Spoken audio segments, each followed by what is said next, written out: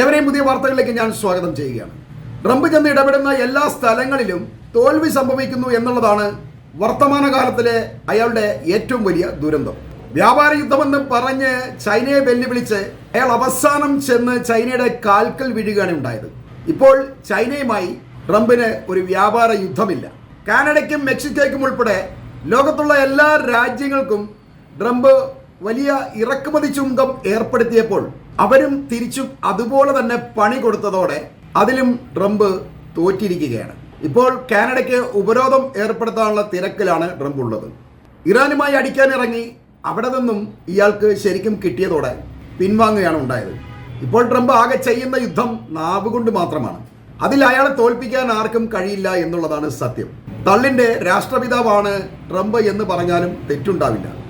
ഞാനിത് പറഞ്ഞത് ഈ വരുന്ന നവംബറിൽ നടക്കുന്ന ന്യൂയോർക്ക് മേയർ തിരഞ്ഞെടുപ്പിൽ സ്ഥാനാർത്ഥിയായി തിരഞ്ഞെടുക്കപ്പെട്ട സെഹ്റാൻ മംദാനിയെ കുടിയേറ്റ നിയമത്തിന്റെ പേരിൽ വേണ്ടി വന്നാൽ അറസ്റ്റ് ചെയ്ത് ഞാൻ ജയിലിൽ അടയ്ക്കും, അതല്ലെങ്കിൽ നാട് കടത്തും എന്നൊക്കെ പറയുന്ന ട്രംപിന്റെ ഒരു പുതിയ ഭീഷണിയെക്കുറിച്ചാണ്.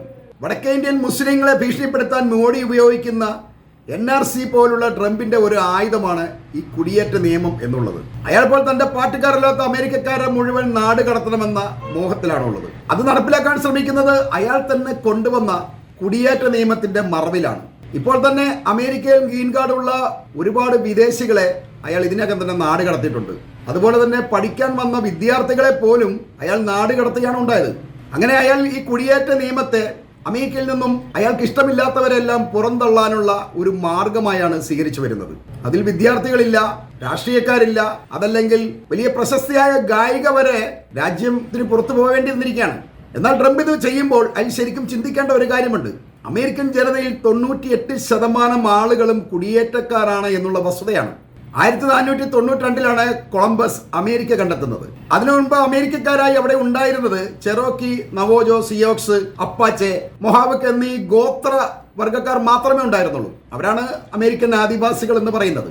കൊളംബസ് എത്തിയതിനു ശേഷം പിന്നാലെ വന്ന യൂറോപ്യർ ഈ അമേരിക്കൻ ആദിവാസികളെ മുഴുവൻ വെടിവെച്ച് കൊലപ്പെടുത്തി അവരുടെ കൈവശമുണ്ടായിരുന്ന മുഴുവൻ സ്ഥലങ്ങളും പിടിച്ചെടുത്തുകൊണ്ടാണ് ഇന്ന് കാണുന്ന അമേരിക്ക ഉണ്ടാക്കിയത്.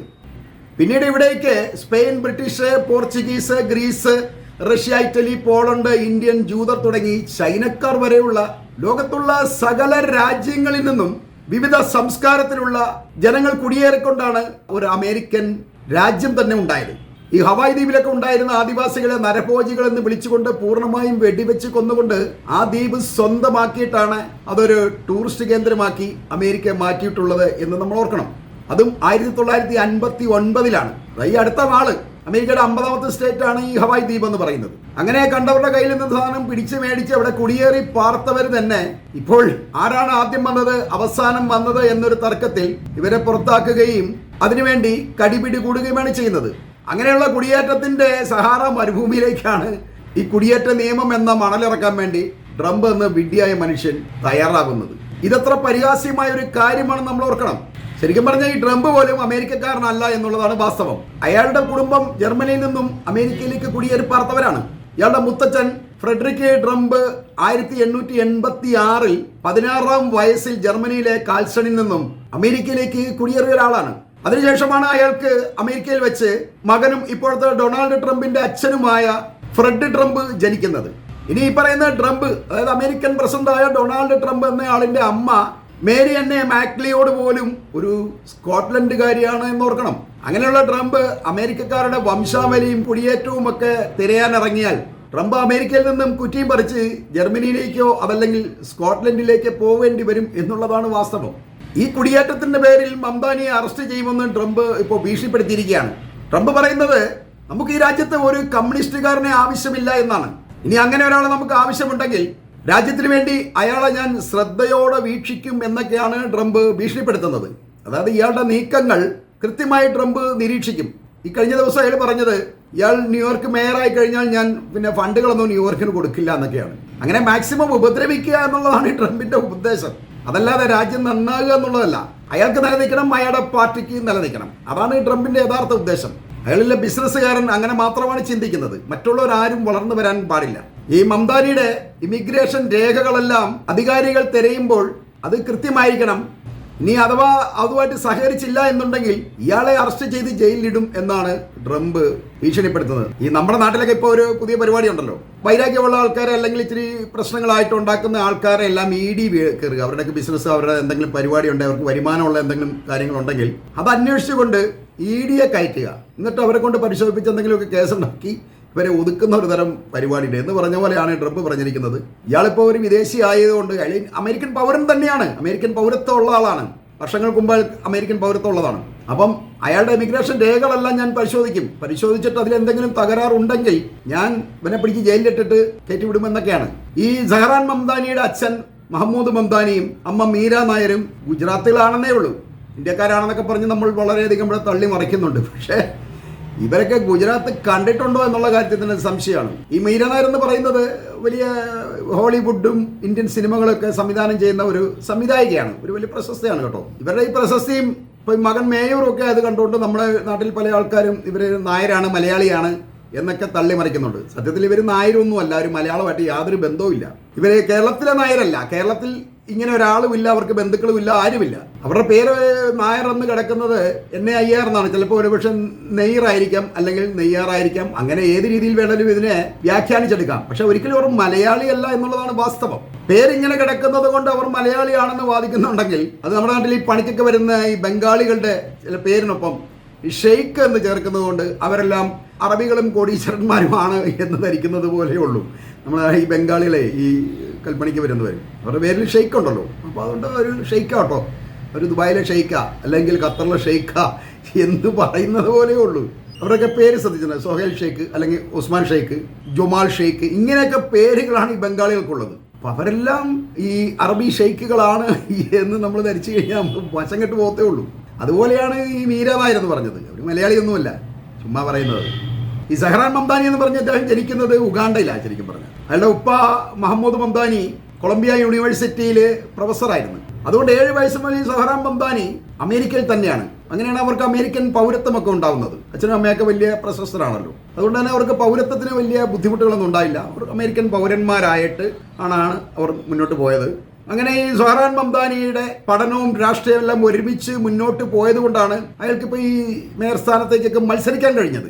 എന്നാൽ ഇയാള് ഒരു കമ്മ്യൂണിസ്റ്റുകാരനായതാണ് ഈ ട്രംപിന്റെ ദേഷ്യം. ഇപ്പൊ ഈ സഹറാൻ ജയിച്ചിരിക്കുന്നത് സ്വതന്ത്രനായ ആൻഡ്രൂ കോമിനെ തോൽപ്പിച്ചുകൊണ്ടാണ്. അത് ഈ മേയർ സ്ഥാനത്തേക്കുള്ള തെരഞ്ഞെടുപ്പിന്റെ ഒരു പ്രാഥമിക ഘട്ടമാണ്. ഇനി ഒരാളുകൂടി ഉണ്ട്. ഇപ്പൊ ഓൾറെഡി ഈ ന്യൂയോർക്കിന്റെ മേയർ ആയിരിക്കുന്ന എറിക് ആഡംസിനെയും കൂടെ തോൽപ്പിക്കേണ്ടതുണ്ട്. അയാളും സ്വതന്ത്ര സ്ഥാനാർത്ഥി ആയതുകൊണ്ടാണ് ഈ സഹറാൻ ജയിക്കുമെന്ന് നമ്മൾ വിശ്വസിക്കുന്നത്. അതങ്ങനെ സംഭവിക്കുള്ളൂ, ഇയാൾക്ക് തന്നെയായിരിക്കും വിജയം.